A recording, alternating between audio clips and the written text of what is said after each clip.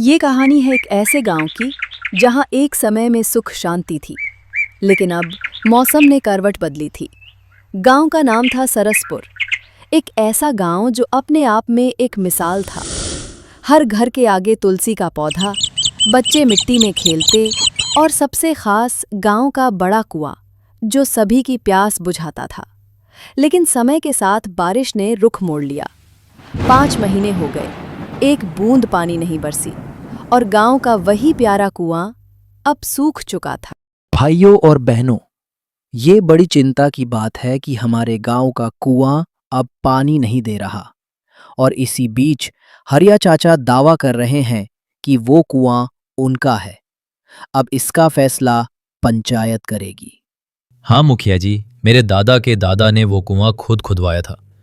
मेरे पुरखों की जमीन थी और कुआं भी। अब भले ही सूखा है, लेकिन है तो मेरा। लेकिन हम सब जानते हैं, जब बात पेचीदा हो तब हमारी उम्मीद एक ही नाम से जुड़ी होती है, शिवा।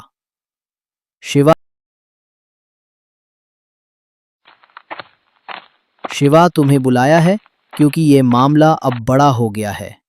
हरिया चाचा कहते हैं कि कुआं उनका है और वो चाहें तो वहां से पानी बेच सकते हैं। पानी बेचोगे सूखे कुएं से? पानी बेचोगे सूखे कुएं से? ठीक है हरिया चाचा। हाँ मुखिया जी, मेरे दादा के दादा ने वो कुआं खुद खुदवाया था। मेरे पुरखों की जमीन थी और कुआं भी। अब भले ही सूखा है, लेकिन है तो मेरा। शिवा कुछ देर चुप रहा। उसके चेहरे पर गंभीरता थी, लेकिन उसकी आंखों में चल रहा था दिमाग का तूफान। तभी उसने चुटकी बजाई और बोला, अगर कुआं आपका है तो फिर उसके अंदर जो भी है वो भी आपका होगा, सही है कुआं मेरा है। अब चाहे पानी हो या ना हो, हक मेरा है। ना? तो फिर पंचायत का फैसला है, आज से कुएं के अंदर की सारी मिट्टी, काई, सांप बिच्छू और सूखापन भी आपका है।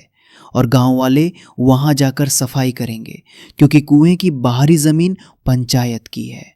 नहीं, मुझे नहीं चाहिए ये सूखा कुआं। उसमें तो कुछ है ही नहीं। मैं तो ऐसे ही बोल रहा था। जिम्मेदारी से सब डरते हैं। पंचायत का फैसला साफ है, कुआं पूरे गांव का है। कोई भी उस पर अकेले हक नहीं जता सकता और शिवा को उसकी समझदारी के लिए इनाम दिया जाएगा। माफ कीजिए मुखिया जी और शिवा बेटा, अब समझ में आया कि समझदारी उम्र से नहीं, सोच से आती है। की है।